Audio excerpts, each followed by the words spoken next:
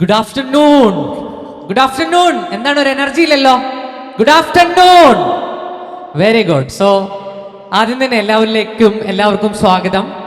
Wisdom education board നടത്തിയ ഈ ഒരു മദ്രസ എക്സാമിൽ A+ നേടിയവരാണ് നിങ്ങൾ എന്ന് എനിക്കറിയാം. അപ്പോൾ നിങ്ങൾക്ക് ഉപകാരപ്പെടുന്ന കുറച്ച് ടിപ്പുകളുമായിട്ടാണ് ഞാൻ 1 മണിക്കൂർ നിങ്ങളെ എൻഗേജ് ചെയ്യുന്നത്. അതിനു മുമ്പ് നിങ്ങളുടെ എല്ലാവരുടെയും കോൺസെൻട്രേഷൻ എനിക്കൊന്ന് വേണം. ഒന്ന് നല്ലൊരു കൈയടി അടിച്ചേ, നല്ലൊരു കൈ. Very good, very good, very good. So ഇത് പോരാ, നിങ്ങളുടെ കോൺസെൻട്രേഷൻ ഞാൻ ഇവിടെ ഒന്ന് ചെക്ക് ചെയ്യാൻ പോവാണ്. നമുക്ക് ഒരു സിംഗിൾ ക്ലാപ്പ് അടിക്കണം. സിംഗിൾ ക്ലാപ്പ്, ഒരൊറ്റ ക്ലാപ്പ്. എല്ലാവരും ഒരേ താളത്തിൽ അടിക്കണം. എങ്ങനെ അടിക്കാൻ പറ്റുക? ഇതാണ് ഒരേ താളം. ഇല്ല, ഇപ്പോഴും ശരിയായില്ല. ഇല്ല, ഇപ്പൊ ഓൾമോസ്റ്റ് ശരിയാവുന്നുണ്ട്. ഒന്നും കൂടി. വെരി ഗുഡ്, ഒന്നും കൂടി. ഓക്കെ, ഞാൻ ഇതൊന്നും കൂടി ഷാർപ്പാക്കാൻ വേണ്ടിയിട്ട് ഒരു ടെക്നിക്ക് പറയാം. ആർക്കെങ്കിലും പറയാൻ പറ്റും ഇത് ഷാർപ്പാക്കാനുള്ള ടെക്നിക്ക്? എന്ത് ചെയ്തു കഴിഞ്ഞാൽ ഇത് ഒരേ താളത്തിലായി മാറും. 1 2 3 എന്ന് പറഞ്ഞാൽ മതി. 1 2 3 എന്ന് പറയുമ്പോൾ അടിച്ചു കഴിഞ്ഞാൽ ഷാർപ്പാവും അല്ലേ? എന്നാ അത് വേണ്ട. അത് നല്ല ഐഡിയ ആണ്. പക്ഷെ ഞാൻ വളരെ സിമ്പിൾ ആയിട്ടുള്ള ഒരു വഴി പറഞ്ഞുതരാം. ഞാൻ കൈ ഇവിടുന്ന് ഉയർത്തി ഞാൻ താഴ്ത്തി ഇവിടെ കൊണ്ടുവരുമ്പോൾ നിങ്ങൾ അടിച്ചാൽ പോകും. ക്ലിയർ ആണോ? അപ്പൊ നിങ്ങളുടെ കോൺസെൻട്രേഷൻ എത്രത്തോളം ഉണ്ടെന്നാണ് ഞാൻ ചെക്ക് ചെയ്യുന്നത്. എന്നെ കാണാനോ അല്ല, എല്ലാവർക്കും വളരെ ദൂരെ കാണുന്നുണ്ടെന്ന് വിചാരിക്കുന്നു. നിങ്ങളുടെ കോൺസെൻട്രേഷൻ ചെക്ക് ചെയ്യാണ്. Okay, ready? ഓക്കെ, ഇവിടെ ഒരാൾ റെഡി ആയിട്ടുണ്ട്. യെസ്. പോയി. ഒന്നും കൂടി ശ്രദ്ധിച്ചിരുന്നോ? നിങ്ങളുടെ കോൺസെൻട്രേഷൻ എനിക്ക് വേണം.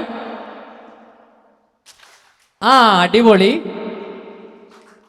പറ്റിച്ചു അല്ലേ?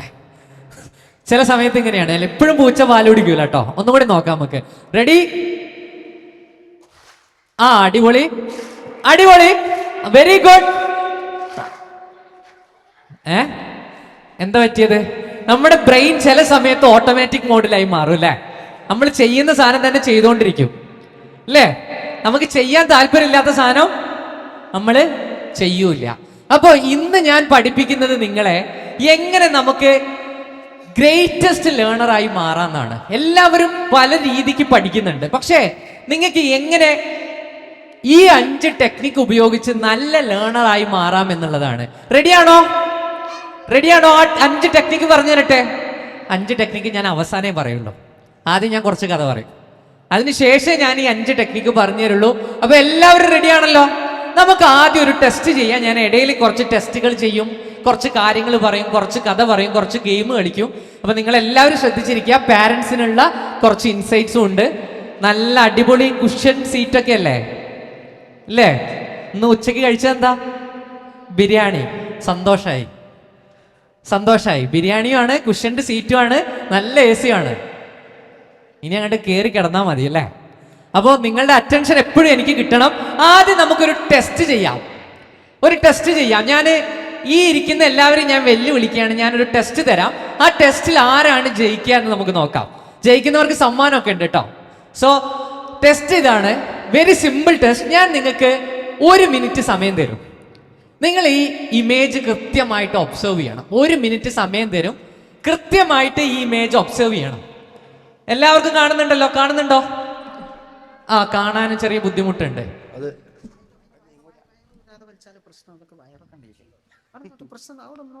കാണുന്നവർ അത് ഒബ്സർവ് ചെയ്യുക. ആരും സ്ക്രീൻഷോട്ടും ഫോട്ടോ ഒന്നും എടുക്കരുത്. എനിക്ക് നിങ്ങളെ വലിയ വിശ്വാസമില്ല, പേടിക്കണ്ട. ഓക്കെ, സോ ഇത് ബേസ് ചെയ്തിട്ട് ഞാൻ 1 മിനിറ്റ് കഴിയുമ്പോൾ കൃത്യം ചോദ്യം ചോദിക്കും.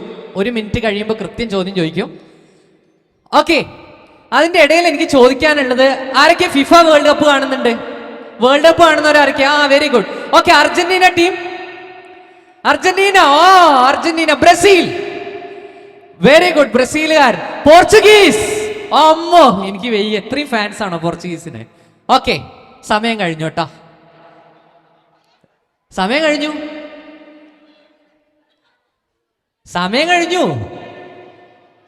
ഞാൻ നിങ്ങളോട് ഒബ്സർവ് ചെയ്യാൻ പറഞ്ഞിട്ട് നിങ്ങൾ ഞാൻ വർത്തമാനം പറയുന്നത് ശ്രദ്ധിച്ചിരിക്കുകയായിരുന്നു. ഓക്കെ, ഇനി ഞാൻ 5 ചോദ്യം ചോദിക്കും. ഈ 5 ചോദ്യത്തിന്റെ ഉത്തരം ആർക്കാ കിട്ടുന്നത് നോക്കാം. ആദ്യത്തെ ചോദ്യം, ക്ലോക്കിൽ ഏത് സമയമാണ്? വിളിച്ചു പറയണ്ട, 5 ഉത്തരം കിട്ടിയാൽ മാത്രം കൈവക്കുക. ഓക്കെ, ക്ലോക്കിൽ ഉണ്ടായിരുന്ന സമയം ഏതാണ്? 2, ഏതായിരുന്നു അവിടെ ഉണ്ടായിരുന്ന കപ്പിന്റെ കളർ? 2. 3, അവിടെ ഒരു സ്റ്റൂൾ ഉണ്ടായിരുന്നു, ആ സ്റ്റൂളിന് എത്ര കാലുണ്ടായിരുന്നു എന്നുള്ളതാണ്. 4, അവിടെ ഉണ്ടായിരുന്ന അലമാരയ്ക്ക് എത്ര ഡോർ ഉണ്ടായിരുന്നു? 5, ബെഡ്ഷീറ്റിന് ബെഡ്ഷീറ്റിന്റെ കളർ എന്തായിരുന്നു? 5 അറിയുന്ന ആരെങ്കിലും, 5 ഉറപ്പുള്ള എത്ര പേരുണ്ട്? ഒന്ന് കൈ നോക്കിക്കോ, ഉയർത്തിച്ചോ. ഇവിടെ എത്ര പേരുണ്ട്? ടോട്ടൽ 250 ആളുണ്ട് അല്ലെ? 250ൽ 5 ശ്രദ്ധിച്ചവർ എത്ര പേരുണ്ട്? 1, 2, 3, 4, 5, 10ൽ താഴെ. 10ൽ താഴെ. ഓക്കെ, ആരാ വരുന്നേ? മോളോട് നമുക്ക് ചോദിച്ചു നോക്കാം. മോളുടെ പേര്? നസ ഫർഹ. ഏത് ഡിസ്ട്രിക്റ്റാ? മലപ്പുറം തന്നെയാണ്. ഓക്കെ, എന്തൊക്കെയാണ് ഇതിന്റെ ഉത്തരം? ക്ലോക്കിൽ ഏതായിരുന്നു സമയം? 3 മണി ആണോ? പലരും ശ്രദ്ധിച്ചിട്ടില്ല. 3 മണിയാണ് correct answer. Very good. Second, കപ്പിന്റെ കളറ് റെഡ് കളർ. അത് തെറ്റിപ്പോയി എന്ന് പറയണം എന്നൊക്കെ ഉണ്ട്, പക്ഷെ ശരിയാണ്, കറക്റ്റ് ആണ് കേട്ടോ. Red colour. How many legs does the stool have? സ്റ്റൂളിന് എത്ര കാലുണ്ടായിരുന്നു? 4 കാലോ? സാധാരണ 3 കാലല്ലേ ഉണ്ടാവുക. 4 ഉറപ്പ? Correct answer. Very good. ഇനി 2 കൂടിയേ ഉള്ളൂ. 1, അലമാരക്ക് എത്ര ഡോർ ഉണ്ടായിരുന്നു? 1. 2 1 2. Correct answer. ബെഡ്ഷീറ്റിന്റെ കളറ് നീല. Correct answer. കൊടുക്കുക കയ്യടി. Very good. ഒരു സമ്മാനം കൊടുക്കാം. ആൾക്ക് ആകെ കൺഫ്യൂഷൻ വന്ന് അലമാരക്ക് എത്ര ഡോർ ഉണ്ടായിരുന്നു എന്നുള്ളതാണ്. ഇപ്പൊ നിങ്ങൾക്ക് മനസ്സിലായിട്ടുണ്ടാവും നിങ്ങളുടെ പ്രശ്നം എന്താന്ന്. ഇവിടെ ഇരിക്കുന്ന എല്ലാവരും ഇന്റലിജന്റ് ആയിട്ടുള്ള ആളുകളാണ്, സ്കില്ലുള്ള ആളുകളാണ്. പക്ഷെ നിങ്ങളുടെ പ്രശ്നം എന്ന് പറയുന്നത് എന്താണ്? നിങ്ങളുടെ പ്രശ്നം എന്ന് പറയുന്നത് ഡിസ്ട്രാക്ഷൻസ് ആണ്. കാരണം ഞാൻ ചോദിച്ച സമയത്ത് നിങ്ങളെ ഞാൻ എന്ത് ചെയ്യായിരുന്നു? ഡിസ്ട്രാക്ട് ചെയ്തു. അപ്പൊ നിങ്ങളുടെ അറ്റൻഷൻ പോയി. ഇതേ കാര്യമാണ് നിങ്ങളുടെ ചുറ്റുപാട് നടക്കുന്നത്. എന്താ നിങ്ങളുടെ ഡിസ്ട്രാക്ഷൻ? നിങ്ങളുടെ അറ്റൻഷനെ കൊല്ലുന്നത് ആരാ? അതാരാന്ന് നിങ്ങൾക്ക് മനസ്സിലാവാത്തത് കൊണ്ടാണ് പല കുട്ടികളും പെട്ടുപോകുന്നത്. അതാരാന്ന് കണ്ടുപിടിക്കാനാണ് നമ്മൾ പോകുന്നത്. അത് എങ്ങനെയാണ് എന്നാണ് നമ്മൾ പോകുന്നത്. ഞാനൊരു എക്സാമ്പിൾ വെച്ച് പറഞ്ഞത് നിങ്ങൾക്ക് ഇതിന്റെ റിയാലിറ്റി മനസ്സിലാവാൻ വേണ്ടിയിട്ടാണ്. ഫോൺ ഉപയോഗിക്കുന്നവരാണ് നമ്മൾ എപ്പോഴും പറയും ഞാൻ ഭയങ്കര പ്രൊഡക്റ്റീവാണ് ഫോൺ ഉപയോഗിച്ച് കഴിഞ്ഞാൽ. AI ഉണ്ട്, എല്ലാ കാര്യങ്ങളും എനിക്ക് കിട്ടുന്നു. പക്ഷെ ഫോണിന് ഒരുപാട് പ്രശ്നങ്ങളുണ്ട്. ആസ് എ ബിഹേവിയറൽ സയന്റിസ്റ്റ് അല്ലെങ്കിൽ ബിഹേവിയറൽ ഫീൽഡിൽ വർക്ക് ചെയ്യുന്ന ഒരാൾ എന്ന രീതിയിൽ ഞാനിത് പറഞ്ഞുതരാം. ഓക്കെ, ഞാൻ വളരെ സിമ്പിൾ ആയിട്ടുള്ള ഒരു ചോദ്യം ചോദിക്കാം. 2000 കാലഘട്ടത്തിൽ നമ്മുടെ അറ്റൻഷൻ സ്പാൻ എന്ന് പറയുന്നത് 12 സെക്കൻഡ് ആയിരുന്നു. നമ്മുടെ അറ്റൻഷൻ സ്പാൻ. ഇംഗ്ലീഷിൽ ഒരു പ്രയോഗമുണ്ട്, as dumb as goldfish എന്ന് പറയും. ഗോൾഡ് ഫിഷിനെ നമ്മൾ കളിയാക്കാറുണ്ട്. ഗോൾഡ് ഫിഷിന്റെ അറ്റൻഷൻ സ്പാൻ ആണ് ഏറ്റവും കുറവെന്നാണ് നമ്മുടെ ഒരു തെറ്റിദ്ധാരണ. 9 സെക്കൻഡ് ആയിരുന്നു. പക്ഷേ ആ സന്തോഷ വാർത്ത ഇതാണ്, മനുഷ്യന്റെ അറ്റൻഷൻ സ്പാൻ ഇപ്പോ ഗോൾഡ് ഫിഷിനേക്കാൾ കുറഞ്ഞു. എത്രയാണ് മനുഷ്യന്റെ ഇപ്പോഴത്തെ അറ്റൻഷൻ സ്പാൻ എന്ന് ആർക്കെങ്കിലും പറയാമോ? 12 സെക്കൻഡ് ഉള്ളത് ഇപ്പൊ എത്രയായി എന്ന് ആർക്കെങ്കിലും പറയാൻ പറ്റുമോ? ചുമ്മാ ഒന്ന് ഗസ് അടിച്ചോ. ഗസ് അടിച്ചു കഴിഞ്ഞാൽ മിഠായി തരും. 6 അത്രയ്ക്ക് വേണോ? അല്ല, 6 അല്ല, 5 അല്ല, അത്രയ്ക്കൊന്നും ആയിട്ടില്ല, പേടിക്കണ്ട, നിങ്ങൾ സേഫാണ്. 7 അത്രയ്ക്കൊന്നും ആയിട്ടില്ല, പേടിക്കണ്ട, 8 സെക്കൻഡിലേക്ക് എത്തിയിട്ടുണ്ട്. അതായത് 8 സെക്കൻഡിലാണ് ഇപ്പൊ കിടക്കുന്നത്. ഇത് 2018 കണക്കാണ്. ഇപ്പൊ നിങ്ങൾ പറഞ്ഞ കണക്ക് ഏതാണ്ട് ആയിട്ടുണ്ടാവും ടെസ്റ്റ് ചെയ്ത് കഴിഞ്ഞാൽ. ഓക്കെ, അപ്പോ ആരാണ് ഈ അറ്റൻഷൻ സ്പാനിനെ കില്ല് ചെയ്യുന്നത് നിങ്ങൾക്ക് അറിയോ? ആരാണ് അറ്റൻഷൻ സ്പാനിനെ കില്ല് ചെയ്യുന്നതെന്നറിയോ? ആ വില്ലനെയാണ് ഞാൻ പരിചയപ്പെടുത്തുന്നത്. നിങ്ങൾ എല്ലാവരും അറിയണം. ആ വില്ലന്റെ പേര് നിങ്ങൾക്ക് കണ്ടുപിടിക്കാൻ പറ്റുമോ നോക്കാം. ആ വില്ലന്റെ പേര് ഞാൻ അവിടെ കുറച്ച് ഇത് ഇട്ടിട്ടുണ്ട്. ആരാണ് ആ വില്ലൻ എന്ന് നിങ്ങൾ പറഞ്ഞു കഴിഞ്ഞാൽ നിങ്ങൾക്ക് സമ്മാനമുണ്ട്. ആരാണ് ആ വില്ലൻ? Dash P. ഇത് നമ്മുടെ ശരീരത്തിലുള്ള ഒരു ഹോർമോണാണ്. അങ്ങനെ ഒരാളുണ്ടോ? ഡോപ്പമിൻ എന്ന് പറഞ്ഞ ഒരാള്? കൊള്ളാലോ, കൊടുക്കുക കയ്യടി. ഡോപ്പമിൻ എന്ന് പറഞ്ഞ ഒരാളുണ്ട്. Very good. ഡോപ്പമിൻ ആണ് നമ്മുടെ വില്ലൻ. ശരിക്കും മക്കളെ, നമ്മളെ മോട്ടിവേറ്റ് ചെയ്ത് നിർത്തുന്ന ആരാന്നറിയോ? ഡോപ്പമിൻ എന്ന് പറയുന്ന ഒരു കെമിക്കലാണ് നമ്മുടെ ശരീരത്തിന്റെ ഉള്ളിലെ. ഇയാളാണ് നിങ്ങളെ പഠിക്കാനും നിങ്ങളെ ഒരു മത്സരത്തിന് പ്രിപ്പയർ ചെയ്യാനും ഒക്കെ മോട്ടിവേറ്റ് ചെയ്യുന്ന ആള്. പക്ഷെ ഇയാളെ ആര് ഹാക്ക് ചെയ്ത് തുടങ്ങിയിട്ടുണ്ട്? മൊബൈൽ ഫോൺ ഹാക്ക് ചെയ്ത് തുടങ്ങിയിട്ടുണ്ട്. അത് എങ്ങനെയാണെന്ന് നിങ്ങൾ അറിയണം. അതാണ് ഞാൻ പറയുന്നത്. ഞാൻ ഒരൊറ്റ എക്സാമ്പിൾ ഞാൻ ചോദിക്കാം. ഒരൊറ്റ എക്സാമ്പിൾ, നിങ്ങൾ ഇതിൽ ഏതാണ് ചൂസ് ചെയ്യാന്നുള്ളത് എന്നോട് പറയണം. ആദ്യത്തത്, നിങ്ങളോട് ഞാൻ 10 മിനിറ്റ് സമയം തരാണ്. 10 മിനിറ്റ് സമയം തന്നിട്ട് നിങ്ങളോട് ഞാൻ പറയാം, 10 മിനിറ്റ് നിങ്ങളൊരു പുസ്തകം എടുത്ത് വായിക്കണം. ഓക്കെ. രണ്ടാമത്തെ ഓപ്ഷൻ, 10 മിനിറ്റ് ഞാൻ തരാം, മൊബൈൽ തരുന്നു. നിങ്ങൾ ഏതാ ചൂസ് ചെയ്യുക? പുസ്തകം. എൻ്റെ അമ്മോ, പാരൻസ് ഉള്ളതുകൊണ്ടായിരിക്കും. ഭയങ്കര സത്യസന്ധമായിട്ടാണ് ആൻസർ. ഏതായിരിക്കും നിങ്ങൾ ചൂസ് ചെയ്യുക? ഫോണ്. എന്തുകൊണ്ടാണ് നമ്മൾ ബുക്കിന് പകരം ഫോൺ ചൂസ് ചെയ്യാനുള്ള കാരണം? ആരെങ്കിലും ആലോചിച്ചിട്ടുണ്ടോ? വൈ? ഈ ആലോചന ഇല്ലാത്തതാണ് നമ്മുടെ പ്രശ്നം. എന്തുകൊണ്ടാണ് നമ്മൾ ബുക്കിന് പകരം ഫോൺ ചൂസ് ചെയ്യാനുള്ള കാരണം? ആർക്കെങ്കിലും പറയാൻ പറ്റുമോ? അതിനുള്ള കാരണം എന്താന്ന് ചോദിച്ചു കഴിഞ്ഞാൽ ഈ ഡോപ്പമിനാണ്. അതായത് മക്കളെ, നിങ്ങൾ ചെറിയ എഫേർട്ട് ഇട്ടാൽ തന്നെ നിങ്ങൾക്ക് പ്ലഷർ തരുന്ന ഹോർമോണാണ് ആര്? ഡോപ്പമിൻ എന്ന് പറയുന്നത്. ഡോപ്പമിൻ നിങ്ങൾക്ക് പ്ലഷർ തരുന്ന ഹോർമോണാണ്. അടുത്തത് എന്ത് സംഭവിക്കും എന്ന് അറിയാത്തത് കൊണ്ട് നമ്മുടെ ബ്രെയിൻ ഉണ്ടാക്കുന്ന ഹോർമോണാണ് എന്ത്? ഡോപ്പമിൻ എന്ന് പറയുന്നത്. അപ്പോ നിങ്ങൾ സ്ക്രോൾ ചെയ്യുന്ന സമയത്ത് എഫേർട്ട് എന്താണ്? കുറവാണ്. പക്ഷേ നിങ്ങൾക്ക് കിട്ടുന്ന സന്തോഷമോ വളരെ വലുതുമാണ്. ഡോപ്പമിൻ പെട്ടെന്ന് റിലീസാവും. അപ്പോൾ വളരെ കുറച്ച് എഫേർട്ട് ഇട്ട് കഴിഞ്ഞാൽ ഡോപ്പമിൻ റിലീസാവും, നമുക്ക് സന്തോഷമാണ്. പക്ഷേ റിയൽ ഗ്രോത്ത് നടക്കണമെങ്കിൽ അപ്പപ്പോൾ നിങ്ങൾക്ക് ഒരു സാധനവും കിട്ടൂല. നിങ്ങൾ ലേണിംഗ് എടുത്തോ, ലേണിങ്ങിന്റെ റിസൾട്ട് എപ്പോഴാണ് വരിക? ഇപ്പൊ മദ്രസ എക്സാം നിങ്ങൾ നടത്തി അല്ലേ? മദ്രസ 10ാം ക്ലാസ്സിൽ അല്ലെങ്കിൽ 9ാം ക്ലാസ്സിലും 6ാം ക്ലാസ്സിലും ഇരിക്കുന്ന കുട്ടികളാണെന്നാണ് എൻ്റെ വിശ്വാസം അല്ലേ? മദ്രസയിലെ 5ലും 8ലും ഓക്കെ 5ലും 8ലും ഉള്ള കുട്ടികളാണ്. ഈ മദ്രസ എക്സാമിന് വേണ്ടി നിങ്ങൾ എത്ര സമയം പ്രിപ്പയർ ചെയ്തിട്ടുണ്ട്? ഓൾമോസ്റ്റ് 1 ഇയറിന്റെ പ്രിപ്പറേഷന്റെ റിസൾട്ടാണ് നിങ്ങളുടെ മദ്രസ എക്സാം, റൈറ്റ്? 1 വർഷത്തെ എഫേർട്ട് കഴിഞ്ഞിട്ടാണ് നിങ്ങൾക്ക് ഇവിടെ സമ്മാനം മേടിക്കുമ്പോൾ ഒരു പ്ലഷർ വരുന്നത്. 1 വർഷം ഇട്ടിട്ടാണ്. ആ സമയത്ത് നിങ്ങൾ വെറുതെ ഒന്ന് തോണ്ടി കഴിഞ്ഞാൽ നിങ്ങൾക്ക് പ്ലഷർ കിട്ടുന്നു. അപ്പൊ നിങ്ങൾ ഏതിലേക്കാണ് പോവുക? ഫോണിലേക്കാണ് പോവുക. അപ്പൊ നിങ്ങളെ കുറ്റം പറഞ്ഞിട്ട് കാര്യമില്ല. അപ്പൊ എങ്ങനെ ഇതിനെ അവോയ്ഡ് ചെയ്യണം എന്നുള്ളതാണ് പ്രശ്നം. നിങ്ങൾ അറിഞ്ഞിരിക്കേണ്ടത്, നിങ്ങൾ ഫോൺ എടുക്കുന്ന സമയത്ത് ഫോണിൽ ഒരു നോട്ടിഫിക്കേഷൻ വന്നു, റൈറ്റ്? ഒരു നോട്ടിഫിക്കേഷൻ വന്നു വാട്സപ്പിൽ, നമ്മുടെ കൂട്ടുകാരായിരിക്കും. അപ്പൊ നമുക്ക് എന്തുണ്ട്? ഒരു ആന്റിസിപ്പേഷൻ ഉണ്ട്. എന്താ ആന്റിസിപ്പേഷൻ എന്ന് പറഞ്ഞാൽ? ആരായിരിക്കും എന്ന് അറിയാനുള്ള ഒരു ക്യൂരിയോസിറ്റി അല്ലെങ്കിൽ ഒരു ത്വരയൊക്കെ ഉണ്ടാവും. അപ്പൊ നമ്മൾ എന്ത് ചെയ്യും? ഫോൺ എടുക്കും. ഫോൺ എടുക്കുമ്പോൾ ഡോപ്പമിൻ റിലീസായി. ഡോപ്പമിൻ റിലീസാകുമ്പോൾ എന്തായി? നമുക്ക് സന്തോഷം വന്നു, നമ്മൾ ഹാപ്പിയായി. പിന്നെ നമ്മൾ ഫോൺ മാറ്റി വെക്കുമ്പോൾ വീണ്ടും നമുക്ക് എന്തായി? ഡോപ്പമിൻ ലെവൽ കുറഞ്ഞു, സന്തോഷം പോയി. അപ്പൊ നമുക്ക് എന്ത് ചെയ്യണം? വീണ്ടും ഫോൺ എടുക്കണം. അങ്ങനെ ഫോൺ എടുക്കാൻ വേണ്ടി ഡിസൈൻ ചെയ്ത ഒരു സാധനമാണ് സോഷ്യൽ മീഡിയ. നിങ്ങൾ വിശ്വസിച്ചേ പറ്റൂ. ഇത് വെറുതെ ഉണ്ടായ ഒരു സാധനമല്ല സോഷ്യൽ മീഡിയ.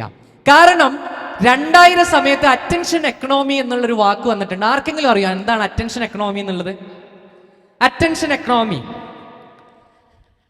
ഞാനിത് വളരെ സീരിയസ് ആയ ഒരു ഡിസ്കഷന് ശേഷം കാര്യം പറയാം. അറ്റൻഷൻ എക്കണോമി എന്ന് പറഞ്ഞാൽ സോഷ്യൽ മീഡിയ വർക്ക് ചെയ്യുന്ന ബിസിനസ് മോഡലാണ് അറ്റൻഷൻ എക്കണോമി.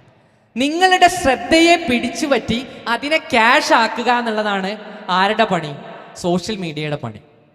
അപ്പൊ നിങ്ങളുടെ ശ്രദ്ധ പിടിച്ചു പറ്റാൻ വേണ്ടി ഞങ്ങളെപ്പോലുള്ള ബിഹേവിയറൽ ആളുകളെയും ന്യൂറോ സയന്റിസ്റ്റുകളെയും ഒക്കെ വിളിച്ച് നിങ്ങളുടെ ഡോപ്പമിനെ ഹാക്ക് ചെയ്യുന്ന ഒരു സിസ്റ്റം അതിൽ ഉണ്ടാക്കിയിട്ടുണ്ട്.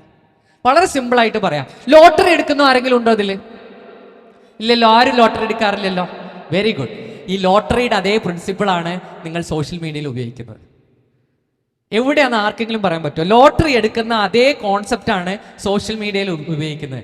ലോട്ടറി നിങ്ങൾ എടുക്കുന്നില്ലെങ്കിൽ സോഷ്യൽ മീഡിയയിൽ ശരിക്കും ഞാൻ പറയുന്നത് വളരെ സോഷ്യൽ മീഡിയയെ കുറിച്ച് കൃത്യമായിട്ട് അറിയണം. എവിടെയാണ് ലോട്ടറി എടുക്കുന്ന അതേ കോൺസെപ്റ്റ് സോഷ്യൽ മീഡിയയിൽ ഉള്ളതെന്ന് ആർക്കെങ്കിലും പറയാൻ പറ്റുമോ? ആർക്കെങ്കിലും? നമ്മൾ ഒരു ലോട്ടറി എടുത്തു, അടിച്ചില്ല, നമ്മൾ വീണ്ടും എടുക്കോ? ലോട്ടറി എടുത്തു, അടിച്ചില്ല, വീണ്ടും എടുക്കും. എന്തുകൊണ്ടാ? അടുത്തത് അടിക്കും എന്നുള്ള പ്രതീക്ഷ, വിശ്വാസം, അതല്ലേ എല്ലാം. അങ്ങനെയാണോ? ഇതേ വിശ്വാസം സോഷ്യൽ മീഡിയയിലുണ്ട്. എവിടെയാണെന്നറിയോ? നിങ്ങളുടെ റീൽസിന്റെ ഫീഡ് എന്ന് പറയുന്നത് സോഷ്യൽ മീഡിയ കാസിനോ മോഡലിൽ, ലോട്ടറി മോഡലിൽ ഡിസൈൻ ചെയ്തതാണ്. അതെങ്ങനെയാണെന്ന് ഞാൻ എക്സ്പ്ലെയിൻ ചെയ്താ. നിങ്ങൾ ആദ്യത്തെ റീല് കണ്ടു അല്ലേ? ഫസ്റ്റ് റീല് നിങ്ങൾ എടുത്തു. അപ്പൊ നിങ്ങളുടെ വിശ്വാസം എന്താ? അടുത്ത റീലും ഇതേപോലത്തെ ഒരു റീലായിരിക്കുന്നതായിരിക്കും. അപ്പൊ നിങ്ങളൊന്ന് സ്ക്രോൾ ചെയ്യും. രണ്ടാമത്തെ റീല് പക്ഷെ നിങ്ങൾക്ക് സാറ്റിസ്ഫൈഡ് ആവില്ല, കാരണം വേറെ മോഡൽ റീലാവും. അപ്പൊ നിങ്ങൾ എന്ത് ചെയ്യും? വീണ്ടും സ്ക്രോൾ ചെയ്യും. അങ്ങനെ നിങ്ങൾ സാറ്റിസ്ഫൈ ആവുന്നത് വരെ സ്ക്രോൾ ചെയ്യും. അതാണ് 2 മിനിറ്റിന് കയറി നിങ്ങൾ എന്ത് ചെയ്യുന്നത്?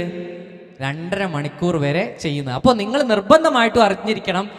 അപ്പോൾ എപ്പോഴും ഞാൻ ചോദിക്കാറുണ്ട്, ഇവിടുത്തെ ഒരു പ്രശ്നമുണ്ട്. ഞാൻ നേരത്തെ പറഞ്ഞു ഡോപ്പമിൻ കിട്ടിക്കഴിഞ്ഞാൽ സന്തോഷം കിട്ടുമെന്ന് പറഞ്ഞു. ഇവിടെ ഇരിക്കുന്ന പാരൻസിനോടും കുട്ടികളോടാണ് എൻ്റെ ചോദ്യം. ആരാണ് സന്തോഷം ആഗ്രഹിക്കാത്തത്? നമ്മളെല്ലാവരും സന്തോഷം ആഗ്രഹിക്കുന്നവരല്ലേ? എന്തിനാ പിന്നെ ഞാൻ ഈ ഡോപ്പമിൻ എങ്ങനെ കുറ്റം പറയുന്നത്? ഡോപ്പമിനെ പിന്നെ എന്തിനാ ഞാൻ ഇങ്ങനെ കുറ്റം പറയുന്നത്? അതിനെക്കുറിച്ച് നിങ്ങൾ മനസ്സിലാക്കണമെങ്കിൽ 2 കാര്യങ്ങൾ നിങ്ങൾ നിർബന്ധമായിട്ട് അറിഞ്ഞിരിക്കണം. ആ 2 കാര്യമാണ് ഞാൻ പറയുന്നത്. സോഷ്യൽ മീഡിയ വന്നതോടുകൂടി പാരൻസ് ശ്രദ്ധിച്ച് കേട്ടോണം. സോഷ്യൽ മീഡിയ വന്നതിന് ശേഷം നിങ്ങളുടെ മക്കളിലേക്കും നിങ്ങൾക്കും വന്നിട്ടുള്ള ഒരു പ്രധാനപ്പെട്ട പ്രശ്നമാണ് ബ്രെയിൻ റോട്ട് എന്ന് പറയുന്നത്. എന്താ റോട്ട് എന്ന് പറഞ്ഞാ? റോട്ട് ചെയ്യാന്ന് പറഞ്ഞാൽ എന്താ? തക്കാളിയൊക്കെ റോട്ടായി എന്ന് പറയാറുണ്ട്. എന്താണ് റോട്ട് ചെയ്യാന്ന് പറഞ്ഞാ? ഉറക്കനെ കേക്കട്ടെ, ചെയ്യാന്നാണ് റോട്ട് ചെയ്യുക. ബ്രെയിൻ റോട്ട് എന്ന് പറഞ്ഞു കഴിഞ്ഞാൽ നിങ്ങളുടെ ബ്രെയിൻ ചീഞ്ഞു തുടങ്ങിയിട്ടുണ്ട്. ആരെങ്കിലും കേട്ടിട്ടുണ്ടോ ബ്രെയിൻ ചീഞ്ഞു തുടങ്ങിയത്? 2024 ഓക്സ്ഫോർഡ് ഡിക്ഷണറിയിൽ വന്ന വാക്കാണ് ബ്രെയിൻ റോട്ട് എന്ന് പറയുന്നത്. അതായത് നിങ്ങളുടെ ബ്രെയിനിന്റെ ക്വാളിറ്റി, അതായത് IQ, സ്കിൽസ്, ഇതൊക്കെ കുറഞ്ഞു വരികയാണ്. സയന്റിഫിക് പഠനമാണ്. അതിനുള്ള കാരണം എന്ന് പറയുന്നത് ഈ ഫോണാണ്. അത് എങ്ങനെയാണെന്ന് ഞാൻ എക്സ്പ്ലെയിൻ ചെയ്തു തരാം. നേരത്തെ പറഞ്ഞ പോലെ തന്നെ നിങ്ങൾക്ക് ലോ എഫേർട്ട് ഇട്ട് ഹൈ റിവാർഡ് കിട്ടുമ്പോൾ, നേരത്തെ പറഞ്ഞു സ്ക്രോൾ ചെയ്യാന്ന് പറഞ്ഞാൽ ലോ എഫേർട്ടാണ്, പക്ഷെ ഹൈ റിവാർഡ് കിട്ടുകയാണ്. നേരെ തിരിച്ച് നിങ്ങൾക്ക് പഠിക്കുക അല്ലെങ്കിൽ നിങ്ങൾക്ക് ഒരു സ്കിൽ ഡെവലപ്പ് ചെയ്യാന്ന് പറയുമ്പോൾ എന്ത് വേണം? നിങ്ങൾ ഹൈ എഫേർട്ട് ഇടണം. ഇപ്പൊ ലോ എഫേർട്ടിലേക്ക് ആളുകൾ മാറി തുടങ്ങിയതോടുകൂടി നിങ്ങളുടെ ബ്രെയിനിന്റെ ക്വാളിറ്റി കുറഞ്ഞു തുടങ്ങി. That is called brain rot. ആ ബ്രെയിൻ റോട്ട് കൊണ്ടുണ്ടായ 3 പ്രശ്നങ്ങൾ. ഒന്ന്, ഫോക്കസ് കുറഞ്ഞു. നേരത്തെ ഞാൻ നിങ്ങൾക്ക് കാണിച്ചു തന്നത് അതിന്റെ എക്സാമ്പിൾ ആണ്. ഫസ്റ്റ് നമ്മൾ ചെയ്ത എക്സാമ്പിൾ എന്ന് പറയുന്നത് അതിന്റെ എക്സാമ്പിൾ ആണ്. അതായത് ഫോൺ നിങ്ങളെ ഡിസ്ട്രാക്ട് ചെയ്തുകൊണ്ടിരിക്കുകയാണ്. രണ്ടാമത്തെ കാര്യം എന്ന് പറയുന്നത് മെന്റൽ ഫാറ്റിക്. ഒന്നുമില്ല, ഞാൻ വളരെ സിമ്പിൾ ആയിട്ടുള്ളൊരു എക്സാമ്പിൾ പറഞ്ഞുതരാം. ഈവനിങ് ക്ലാസ് വിട്ട് വന്നിട്ട് കിടക്കുന്ന എത്ര കുട്ടികളുള്ള പാരൻസ് ഇവിടെ ഉണ്ടോ? ഒന്ന് കൈവക്കിക്കേ. ക്ലാസ് വിട്ട് വന്നിട്ട് അല്ലെങ്കിൽ വൈകിട്ട് കിടക്കുന്ന എത്ര കുട്ടികളുള്ള പാരൻസ് ഉണ്ട് ഇവിടെ? അങ്ങോട്ടെ, പാരൻസ് ഇല്ല. അപ്പൊ നിങ്ങളൊക്കെ മിടുക്കരാണ്. പക്ഷെ ഭൂരിഭാഗം പാരൻസും എന്നോട് പറയുന്ന ഒരു കാര്യമാണ്, കുട്ടി വീട്ടിൽ വന്നു കഴിഞ്ഞാൽ എക്സസൈസ് ഒന്നും ചെയ്യുന്നില്ല, പണിയൊന്നും എടുക്കുന്നില്ല, എങ്കിലും ഭയങ്കര ക്ഷീണാണെന്ന് പറയും. എന്തുകൊണ്ടാണെന്നറിയോ ആർക്കെങ്കിലും? അറിയോ?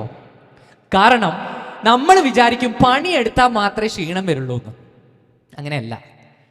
നമ്മൾ റീല് കാണുന്ന സമയത്ത് ഇൻഫർമേഷൻ നമ്മുടെ ബ്രെയിനിലൂടെ കയറി ഇറങ്ങുന്നുണ്ട്. ബ്രെയിനിലൂടെ കയറി ഇറങ്ങുമ്പോൾ നിങ്ങളൊരു കമ്പ്യൂട്ടർ പോലെ വിചാരിക്കുക. കമ്പ്യൂട്ടറിൽ ഒരുപാട് ടാസ്കുകൾ ഒരുമിച്ച് ചെയ്തു കഴിഞ്ഞാൽ എന്താ സംഭവിക്കുക? കുറേ ഫയല് തുറന്നിട്ടു, കുറേ സോഫ്റ്റ്വെയർ തുറന്നിട്ടു, എന്താ സംഭവിക്കുക? ക്രാഷ് ആവും. ഇതേപോലെ നമ്മുടെ ബ്രെയിനും ക്രാഷ് ആവും. കാരണം നിങ്ങൾ റീൽ ഇങ്ങനെ സ്ക്രോൾ ചെയ്തുകൊണ്ടിരിക്കുക, ഇൻഫർമേഷൻ ഇങ്ങനെ കയറിക്കൊണ്ടിരിക്കുകയാണ്. ഇൻഫർമേഷൻ കയറുന്ന സമയത്ത് ബ്രെയിൻ ഹീറ്റ് ആവുകയും നിങ്ങൾക്ക് ക്ഷീണം വരികയും ചെയ്യും. അതുകൊണ്ടാണ് മെന്റൽ ഫാറ്റീഗ് എന്ന് പറയുന്ന കാര്യം വരുന്നത്. എന്നാൽ ഞാൻ ഒരൊറ്റ കാര്യം ചോദിക്കട്ടെ. ഈ അടുത്തിടെ എനിക്ക് വന്നൊരു മെസ്സേജാണ്, അതിൻ്റെ ഉത്തരം ആർക്കെങ്കിലും പറയാൻ പറ്റുമോ നോക്കാം. എന്നെ ഒരാൾ വിളിച്ചിട്ട് ഒരു മെസ്സേജിൽ എന്നോട് പറഞ്ഞു, സാർ, ഞാൻ ചെറുപ്പകാലത്ത് നടന്ന എല്ലാ സംഭവങ്ങളും എനിക്ക് ഓർമ്മയുണ്ട്. എൻ്റെ അച്ഛൻ്റെ കൂടെ പോയത്, പിന്നെ അച്ഛൻ കാണിച്ചെന്ന വഴി, ഇതൊക്കെ എനിക്ക് ഓർമ്മയുണ്ട്. പക്ഷെ ഇന്നലെ നടന്ന ഒരു സംഭവം എനിക്ക് ഓർമ്മയില്ല. എന്തുകൊണ്ടാണ് എന്നൊരു ചോദ്യം എന്നോട് ചോദിച്ചു. അതിൻ്റെ ഉത്തരം ആർക്കെങ്കിലും പറയാൻ പറ്റുമോ? ഞാൻ ഇപ്പോൾ പറഞ്ഞ എക്സ്പ്ലനേഷൻ വെച്ചിട്ട് എനിവൺ ട്രൈ ചെയ്യുന്നുണ്ടോ ആരെങ്കിലും? അതായത് ചെറുപ്പത്തിൽ ഞാൻ ചെറുപ്പത്തിൽ ഞാൻ ചെയ്ത കാര്യങ്ങൾ എനിക്ക് ഓർമ്മയുണ്ട്, പക്ഷെ ഇന്നലെ ചെയ്ത കാര്യങ്ങൾ എനിക്ക് ഓർമ്മയില്ല. ആരാ പറയാ? ഞാൻ ഇപ്പൊ പറഞ്ഞ എക്സ്പ്ലനേഷൻ വെച്ച് ആർക്കെങ്കിലും? ഓക്കെ, വെരി ഗുഡ്, നല്ലൊരു കൈയടി കൊടുത്തേ. സൂപ്പർ. മോന്റെ പേര്? നിങ്ങൾ പറഞ്ഞ കാര്യം വെച്ച് നോക്കുമ്പോൾ ചെറുപ്പത്തിൽ നടന്ന കാര്യങ്ങൾ അയാളുടെ അച്ഛന് ഭയങ്കര ഫോക്കസോടെ ആയിരിക്കും, കൗതുകത്തോടെ. അത് അവരുടെ മെന്റൽ ഫാറ്റിഗ് ഉണ്ടാവില്ല ആ സമയത്ത്, ചെറുപ്പമല്ലേ. അപ്പോൾ ഫോക്കസ് കൊടുക്കുമ്പോൾ തീർച്ചയായും മെമ്മറിയിലുണ്ടാവും. പക്ഷെ ഇന്നലെ നടന്ന കാര്യം പ്രായം മെന്റൽ ഫാറ്റിഗും കൂടെ വരും, അപ്പോൾ ഫോക്കസ് കുറയും. കൊടുക്ക് കൈയടി. Very good, very good. അതായത് മെന്റൽ ഫാറ്റിഗിനുള്ള കാരണം കുട്ടിക്കാലത്ത് നിങ്ങളുടെ ബ്രെയിനിലേക്ക് വരുന്ന ഇൻഫർമേഷന്റെ അളവ് എന്താണ്? വളരെ കുറവാണ്. കുട്ടിക്കാലത്ത് നിങ്ങൾ കാണുന്ന കാര്യങ്ങളെ ബ്രെയിനിലേക്ക് അടുക്കി വെക്കാനുള്ള സമയം കിട്ടുന്നുണ്ട്. പക്ഷേ ഇപ്പോ നിങ്ങൾ സോഷ്യൽ മീഡിയയിൽ കണ്ടിന്യൂസ് ആയി യൂസ് ചെയ്യുമ്പോൾ നിങ്ങളുടെ ബ്രെയിനിലേക്ക് അടുക്കി വെക്കാൻ സമയം കിട്ടില്ല. ഞാൻ സിമ്പിൾ ആയിട്ടൊരു എക്സാമ്പിൾ പറഞ്ഞുതരാം. നിങ്ങൾ ഒന്ന് ആലോചിച്ചേ. ഇന്നലെ നിങ്ങൾ കണ്ട ഒരു 5 റീലിന്റെ കണ്ടന്റ് നിങ്ങളുടെ മനസ്സിലേക്ക് ഒന്ന് കൊണ്ടുവന്നേ. എത്ര പേർക്ക് ഓർമ്മ വരുന്നുണ്ട്? 5 റീലിന്റെ കണ്ടന്റ് മനസ്സിലേക്ക് കൊണ്ടുവരും. എത്ര പേർക്ക് ഓർമ്മ വരുന്നുണ്ട്? ഇതാണ് പ്രശ്നം. നമ്മൾ എപ്പോഴും പറയും സോഷ്യൽ മീഡിയയിൽ കാണുന്ന കാര്യങ്ങൾ നിങ്ങൾ പഠിക്കുന്നുണ്ട്. നിങ്ങൾ പഠിക്കുന്നില്ല, നിങ്ങൾ കണ്ട് ബ്രെയിനിലൂടെ ഇങ്ങനെ ഇറക്കി വിടുകയാണ് ചെയ്യുന്നത്. അപ്പൊ ഇതാണ് റിയാലിറ്റി എന്ന് പറയുന്നത്. നമ്മളെപ്പോഴും പറയുന്നത് ഭയങ്കര ഹൈപ്പോത്തറ്റിക്കൽ ആയിട്ടുള്ള സിറ്റുവേഷൻ ആണ്. ഇതാണ് റിയാലിറ്റി. പിന്നെ സ്കില്ലിലുള്ള കുറവ് ഒരു സംശയവും. ഇന്ന് ആളുകൾക്ക് ജോലി കിട്ടുന്നില്ല എന്നുള്ളതിന് പ്രധാനപ്പെട്ട കാരണം എന്ന് പറയുന്നത് സോഷ്യൽ മീഡിയയും എഐയും മാത്രമാണ്. നമ്മൾ ഭയങ്കരമായിട്ടുള്ള കോൺഫിഡൻസ് ഉള്ള ആളുകളാണ്. അതിനെ ഞങ്ങൾ സൈക്കോളജിയിൽ വിളിക്കുന്ന പേരാണ് ഡണ്ണിങ് ക്രൂഗർ എഫക്റ്റ്. ആരെങ്കിലും കേട്ടിട്ടുണ്ടോ ഡണ്ണിങ് ക്രൂഗർ എഫക്റ്റ് എന്ന് പറഞ്ഞൊരു എഫക്റ്റ് ഉണ്ട്. ഒന്നുമില്ല, വളരെ സിമ്പിളാ. അതായത് നമുക്ക് വലിയ വിവരമൊന്നും ഇല്ലെങ്കിൽ നമ്മൾ ഭയങ്കര കോൺഫിഡൻ്റ് ആയിരിക്കും. മിക്കവാറും ആളുകളുടെ സ്വഭാവം അങ്ങനെയാണ്. വിവരമൊന്നുമില്ലെങ്കിലും ഭയങ്കര കോൺഫിഡൻ്റ് ആയിരിക്കും. ഒരു 90% ആളുകളുടെയും പ്രത്യേകത അതാണ്. വിവരമില്ലെങ്കിലും ഹൈലി കോൺഫിഡൻസ്. അതിനെ ഡണ്ണിങ് ക്രൂഗർ ഒരുപാട് ആളുകളുടെ സ്റ്റഡി നടത്തിയിട്ടാണ്. ഇങ്ങനെ അതിനുള്ള ഒരു എക്സാമ്പിൾ ഞാൻ പറഞ്ഞുതരാം, വളരെ സിമ്പിളായിട്ട്. ഞാൻ ഒരുപാട് സ്ഥലത്ത് സെഷൻ എടുക്കുന്നതാണ്. ഞാൻ ബിസിനസ് സ്കൂളുകളിൽ ക്ലാസ് എടുക്കാൻ പോകാറുണ്ട്. ബിസിനസ് സ്കൂൾ എന്ന് പറഞ്ഞാൽ എന്താണെന്ന് അറിയാലോ? എന്താ ബിസിനസ് സ്കൂൾ? ബിസിനസ് ഒക്കെ പഠിപ്പിക്കുന്ന, MBA ഒക്കെ പഠിപ്പിക്കുന്ന, BBA ഒക്കെ പഠിപ്പിക്കുന്ന സ്കൂളുകളിൽ ഞാൻ ക്ലാസ് എടുക്കാൻ പോകാറുണ്ട്. അവിടെ ഞാൻ ക്ലാസ് എടുക്കാൻ പോകുമ്പോൾ ഭയങ്കര കോൺഫിഡൻസോട് കൂടി ആളുകൾ വന്നിട്ട് പറയും, സാർ ഞാൻ നല്ല ബിസിനസ് തുടങ്ങാൻ പോവാണ്, പിന്നെ ഞാൻ ഇത്ര കോടിയുടെ ബിസിനസ് ചെയ്യുന്നൊക്കെ പറയും.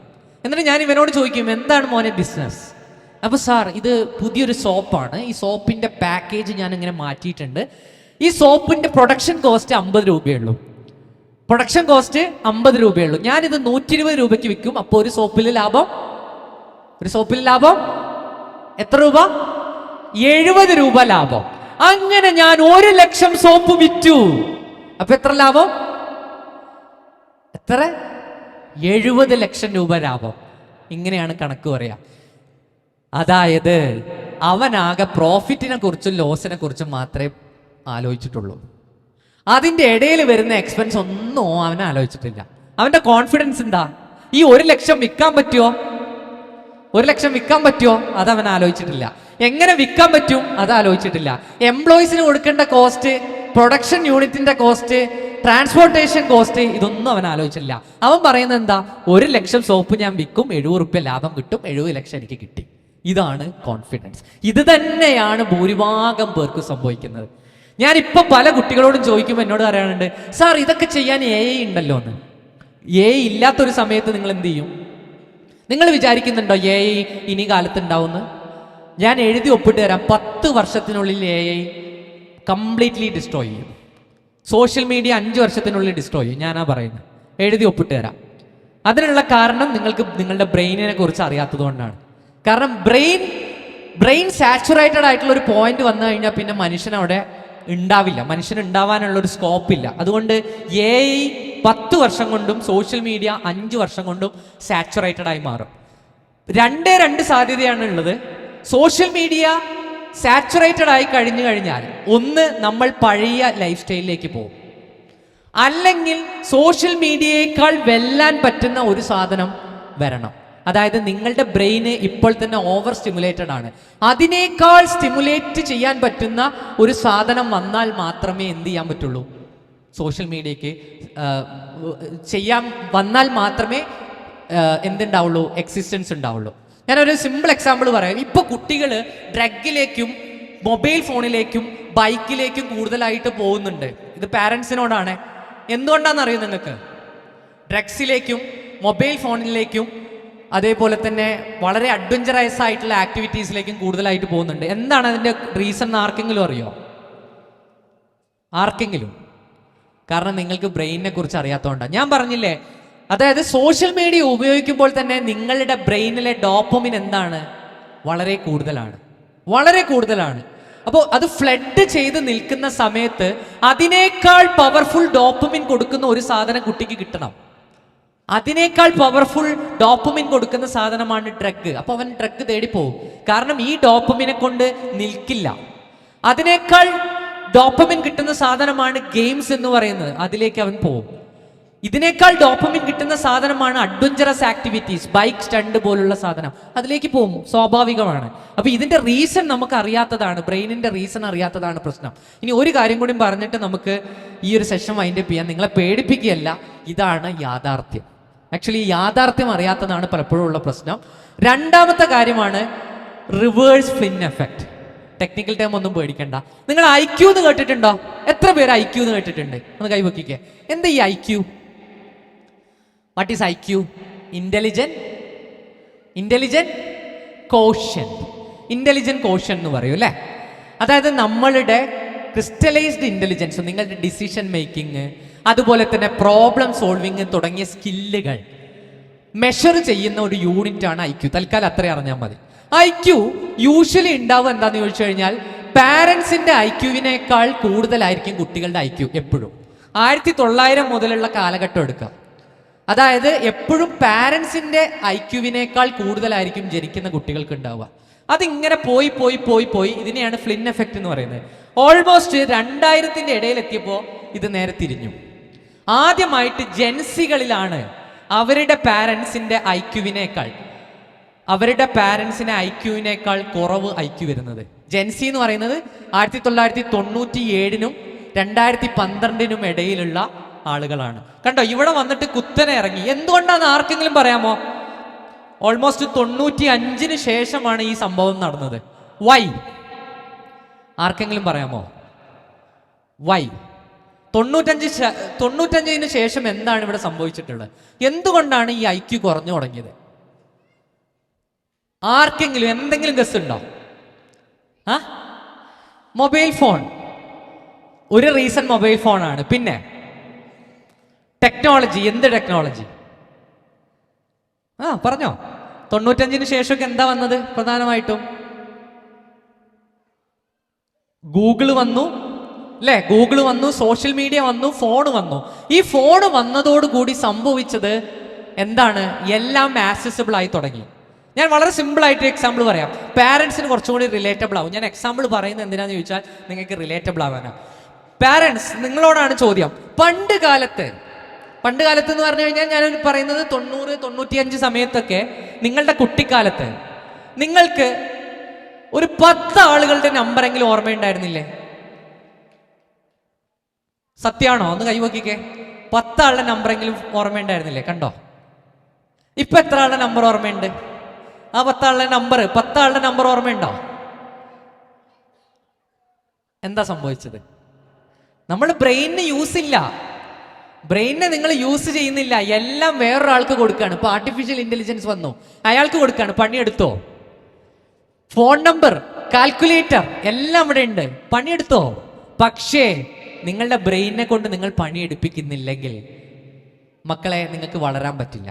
സോ ഇതൊക്കെ പ്രൊഡക്ടിവിറ്റി കൂട്ടാൻ നല്ലതാണ്. പക്ഷെ എവിടെ യൂസ് ചെയ്യണമെന്ന് നമുക്ക് കൃത്യമായിട്ട് അറിയണം. അവിടെയാണ് പലപ്പോഴും ഉണ്ടാകുന്ന പ്രശ്നം. ഓക്കെ, അപ്പോ ഞാൻ പറഞ്ഞു വന്ന പോയിന്റ് എന്ന് പറയുന്നത് എങ്ങനെ ഇതിനെയൊക്കെ നമുക്ക് തടയിടാം എന്നുള്ളതാണ്. അതിന് നിങ്ങളുടെ ബ്രെയിനിന് തന്നെ ഒരു പ്രത്യേകതയുണ്ട്. ബ്രെയിനിന് ഒരു സൂപ്പർ പവർ ഉണ്ട്. ആ സൂപ്പർ പവറിന്റെ പേരാണ് ഇത്, ന്യൂറോ പ്ലാസ്റ്റിസിറ്റി. എത്ര പേര് കേട്ടിട്ടുണ്ട് ന്യൂറോ പ്ലാസ്റ്റിസിറ്റി എന്ന്?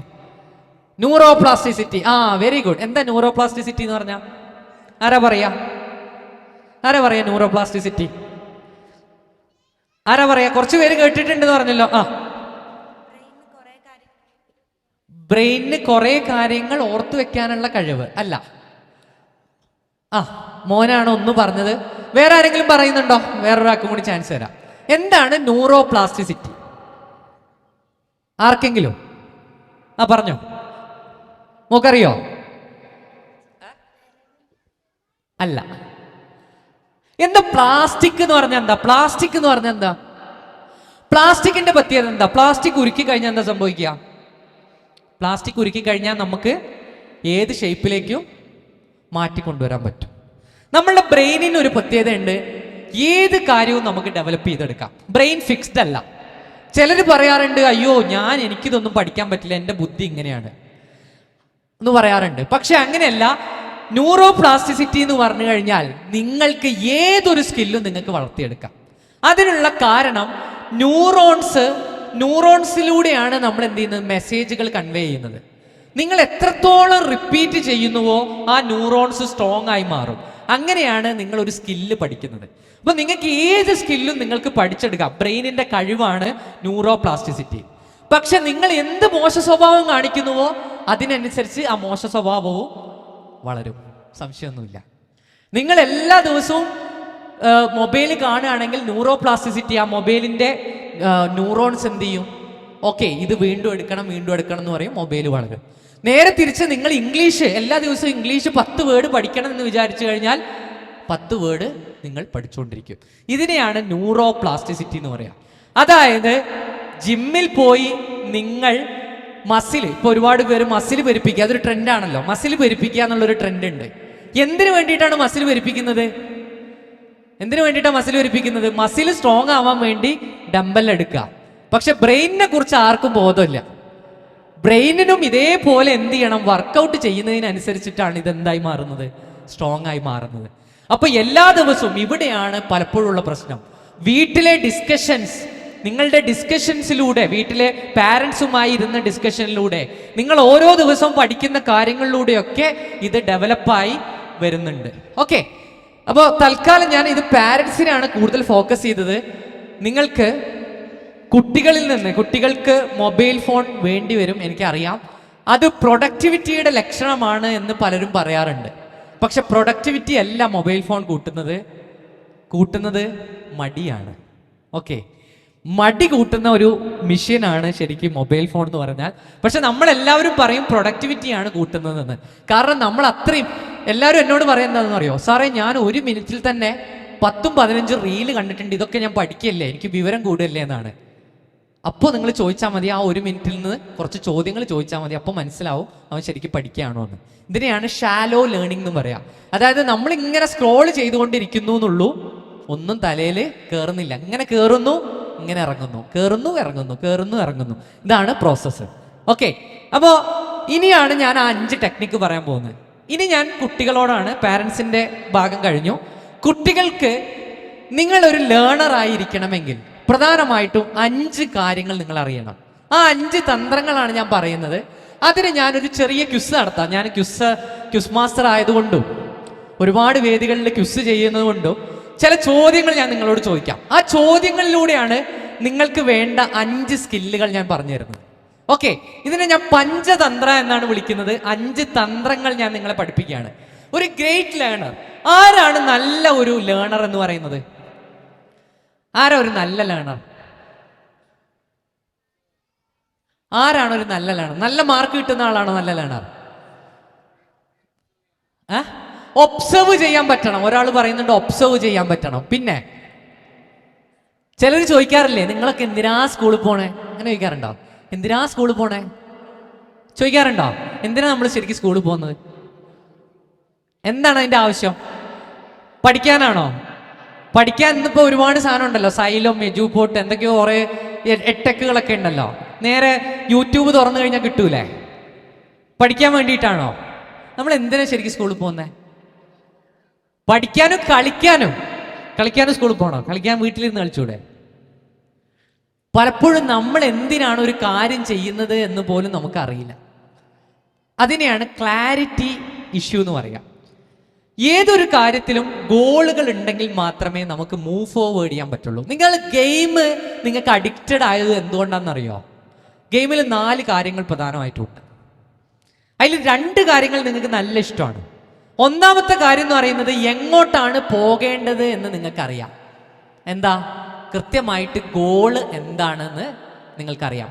ഇപ്പൊ ഒരു ഗെയിം തുറന്നു കഴിഞ്ഞാൽ, റോഡ് റാഷ്, ക്ലേ, ഏതെങ്കിലും ഒരു ഗെയിം തുറന്നു കഴിഞ്ഞാൽ എവിടേക്കാണ് പോകേണ്ടത് നിങ്ങൾക്കറിയാം. അപ്പൊ ഗോള് നിർബന്ധമാണ്. രണ്ടാമത് കുട്ടികൾക്ക് ഇഷ്ടമുള്ള ഒരു സാധനമാണ് ഓട്ടോണോമി എന്ന് പറയും. ഓട്ടോണോമി എന്ന് പറഞ്ഞു കഴിഞ്ഞാൽ എന്താണ് ചൂസ് ചെയ്യേണ്ടത് എന്ന് അറിയുക. ഗെയിം തുറന്നു കഴിഞ്ഞാൽ നിങ്ങളോട് ആദ്യം ചോദിക്കുക, ഇതിൽ ഏത് പേരെടുക്കണം ചോദിക്കൂലേ? ഏത് ഡ്രസ്സ് എടുക്കണം ചോദിക്കൂലേ? ഏത് പ്ലെയർ ആണ് കളിക്കുന്നത് ചോദിക്കൂലേ? കുട്ടികൾക്ക് നല്ല ഇഷ്ടമാണ് ഓട്ടോണോമി എന്ന് പറയുന്നത്. ഈ 2 കാര്യം കൊണ്ടാണ് ശരിക്കും നിങ്ങൾ ഗെയിം പ്രധാനമായിട്ടും കളിക്കുന്നത്. അപ്പോൾ ഏതൊരു കാര്യം ചെയ്യുന്നതിന് മുമ്പും നമ്മൾ എന്തിനാണ് ഇത് ചെയ്യുന്നതെന്ന് അറിയണം. അപ്പൊ എന്തൊക്കെയാണ് 5 ഗുണങ്ങൾ എന്ന് ഞാൻ ചോദിക്കാം. അപ്പോൾ ഞാൻ ഓരോ ചോദ്യങ്ങളായിട്ട് ചോദിക്കാം. ഓക്കെ, സമ്മാനമുണ്ട്. ആർക്കാ കിട്ടുന്നത് നോക്കാം. പാരന്റ്സിന് കിട്ടിയെങ്കിൽ പാരന്റ്സിനും കൈപൊക്കാം. ചോദ്യം ഇതാണ്. ഇത് നമ്മുടെ ലോക്സഭയുടെ കെട്ടിടമാണ്. ലോക്സഭ, നമുക്ക് രാജ്യസഭയും ലോക്സഭയും ഉണ്ടല്ലോ. ഇത് ലോക്സഭയുടെ കെട്ടിടമാണ്. ഇതിന്റെ ഡിസൈൻ എടുത്തിരിക്കുന്നത് ഒരു ജീവിയിൽ നിന്നാണ്. ഏത് ജീവിയിൽ നിന്നാണ് ഇതിന്റെ ഡിസൈൻ എടുത്തിരിക്കുന്നത് എന്നാണ് എനിക്ക് കിട്ടേണ്ടത്. ഏത് ജീവിയിൽ നിന്നാണ് ഇതിന്റെ ഡിസൈൻ എടുത്തിരിക്കുന്നത്? എനിക്ക് അതിന്റെ റീസൺ പറഞ്ഞു തരണം. ആൻസറിന് എനിക്ക് ഇമ്പോർട്ടൻസ് ഇല്ല. വൈ യു ഗസ്റ്റ് ഇറ്റ് എന്നുള്ളതാണ് എനിക്ക് വേണ്ടത്. മോളാണ് ആദ്യം ഗസ്റ്റ് ചെയ്തത്. വാ, മോളുടെ പേര്? മിയ, ലിയ. ഏത് ജില്ലയാ? മലപ്പുറം. ഓക്കെ, എന്താണ് ഇതിന്റെ ഉത്തരം? മയിൽ. വൈ മയിൽ? മേലത്തെ ഫ്ലോറിന് മുകളിലുള്ള സീലിങ്ങിന്റെ ഡിസൈനോ? അത് കണ്ടിട്ട് എന്താ തോന്നിയത്? മയിലിന്റെ പീലി പോലെ തോന്നി. കൊള്ളാലോ. മയിലാണോ? എന്താ വേറെന്താ മയിലിന് കണക്ട് ചെയ്യുന്നത്? വേറെന്തെങ്കിലും ഉണ്ടോ മയിലിനെ കണക്ട് ചെയ്യുന്ന കാര്യം? ഓ, പച്ചക്കളറ്. പച്ചക്കളറ് മയിലാവാൻ സാധ്യതയുണ്ട്. പിന്നെ ഇന്ത്യയുടെ സിമ്പൽ ആയതുകൊണ്ട് ഇന്ത്യയുടെ എന്താണ് മയില്? നാഷണൽ ബേർഡാണ്. അപ്പൊ മയിലാവാൻ ചാൻസ് ഉണ്ടല്ലേ. ഇനി എന്തെങ്കിലും ഉണ്ടാക്കുള്ളൂ? വിൻഡോയിലെന്താ? വിൻഡോയില് മയിൽ തന്നെ ഇരിക്കുന്നുണ്ട് അല്ലേ? ഷെടാ, ആൻസർ ഇവിടെ ഉണ്ടായിട്ടാണ് കറക്റ്റ് ആൻസർ. Very good. നല്ലൊരു കയ്യടി കൊടുക്കുക. അടിപൊളി കയ്യടി. പോരട്ടെ, അടിപൊളി കയ്യടി. മക്കളെ, നിങ്ങൾക്ക് ആദ്യം വേണ്ടത് ഒരു ചോദ്യത്തിൽ നിന്ന്, നിങ്ങൾ ഏതൊരു കാര്യം പഠിക്കുമ്പോഴും നിങ്ങൾക്ക് ആദ്യം വേണ്ട സ്കില്ലാണ് മോൻ പറഞ്ഞ കാര്യം, ഒബ്സർവേഷൻ. എങ്ങനെയാണ് ഓരോ കാര്യങ്ങളെയും നിങ്ങൾക്ക് എത്ര ഡീറ്റെയിൽ ആയിട്ട് ഒബ്സർവ് ചെയ്യാൻ പറ്റുമോ അതാണ് നിങ്ങളെ മറ്റുള്ള സ്റ്റുഡൻസിൽ നിന്ന് വ്യത്യസ്തമാക്കുന്നത്. ഏതൊരു കാര്യം കാണുമ്പോഴും അതിനെ കൃത്യമായിട്ട് എന്ത് ചെയ്യണം? ഒബ്സർവ് ചെയ്യണം. ഓക്കെ, അപ്പൊ ഇന്ന് മുതൽ നിങ്ങൾ നിങ്ങളുടെ കണ്ണ് തുറന്നു നോക്കണം. എങ്കിൽ മാത്രമേ നിങ്ങൾക്ക് എന്ത് മനസ്സിലാവുള്ളൂ? എന്തുകൊണ്ടാണ് ഇത് സംഭവിച്ചത് എന്ന് മനസ്സിലാവുള്ളൂ. അപ്പൊ observation is very important. First technique is observation. Second, ഇത് എനിക്ക് കിട്ടേണ്ടത് ഒരു വളരെ പ്രസിദ്ധനായിട്ടുള്ള ഒരു ക്രിക്കറ്റ് താരത്തിന്റെ ഒരു കമ്പനിയാണ്. വളരെ പ്രസിദ്ധനായിട്ടുള്ള ഒരു ഇന്ത്യൻ ക്രിക്കറ്റ് താരത്തിന്റെ കമ്പനിയാണ്. ഏത് ഇന്ത്യൻ ക്രിക്കറ്റ് താരം എന്നുള്ളതാണ് എനിക്ക് കിട്ടേണ്ടത്. ഏത് ഇന്ത്യൻ ക്രിക്കറ്റ് താരം? Just look at the image. Most of നമ്മുടെ പല പ്രശ്നങ്ങളും നമ്മുടെ മുമ്പ് തന്നെ കിടക്കുന്നുണ്ടാവും, പ്രശ്നങ്ങളുടെ ഉത്തരവും. പക്ഷെ ആ ഉത്തരം കണ്ടുപിടിക്കാൻ നമുക്ക് പറ്റാതെ നമ്മൾ ഇങ്ങനെ ലോകം മൊത്തം ചുറ്റിക്കറങ്ങി നടക്കും. അതാണ് നമ്മുടെ വലിയൊരു പ്രശ്നം. ഇപ്പൊ മനുഷ്യന് വേണ്ട ഒന്നാമത്തെ സ്കിൽ, ഒരു ഗ്രേറ്റ് ലേണർക്ക് വേണ്ട ഒന്നാമത്തെ സ്കിൽ ഒബ്സർവേഷൻ ആണ്. രണ്ടാമത്തത്, ഇത് ഏത് ഇന്ത്യൻ ക്രിക്കറ്റ് താരമാണ്, ഏത് ഇന്ത്യൻ ക്രിക്കറ്റ് താരത്തിന്റെ ലോഗോയാണ്? Just look at the picture. ഏതൊക്കെ ലെറ്റർ ആണ് കാണുന്നത് നോക്കുക, കളറ് നോക്കുക, കളറല്ല അതിലുള്ള സിംബൽസ് നോക്കുക, എന്നിട്ട് ഉത്തരത്തിലേക്ക് എത്താൻ പറ്റുമോ നോക്കുക. പേര് മെഹറിൻ. മെഹറിൻ ഏത് ജില്ലക്കാരിയാ? കണ്ണൂരിൽ നിന്ന് മെഹറിൻ ആണ്. എന്താണ് മെഹറിൻ ഉത്തരം? MS Dhoni. Why MS Dhoni? ഡിയോ? എവിടെ ഡി? ഓ, അത് ഡി ആണല്ലേ. സോ ആ ഡി വെച്ചിട്ട് ചുമ്മാ ഗസ് ചെയ്തത് ധോണി ആണോ? Very good, correct answer. കൊടുക്ക് കയ്യടി. Very good, this is Dhoni. Dhoni. ഇനി ഇതിൽ എന്തെങ്കിലും ക്ലൂസ് നിങ്ങൾ കണ്ടോ? നമ്മളൊരു നല്ലൊരു ലേണർ ആണെങ്കിൽ ഒരു ചിത്രത്തിൽ തന്നെ മാക്സിമം ക്ലൂസ് നിങ്ങൾക്ക് കാണാൻ പറ്റും. എന്തൊക്കെ നിങ്ങൾക്ക് ഇതിൽ കാണാൻ പറ്റുന്നുണ്ട്? ഒബ്വിയസ്ലി ഈ ബോൾ എന്ന് പറയുന്നത് ക്രിക്കറ്റിനെയാണ് സൂചിപ്പിക്കുന്നത്. വേറെ എന്തെങ്കിലും ക്ലൂസ് നിങ്ങൾ കണ്ടോ? ഒന്ന് ഡി ഈസ് ധോണി, ഇത് ഇ ആണ്. ഇ എന്ന് പറയുന്നത് എന്റർടൈൻമെന്റ് ആണ്. വേറെ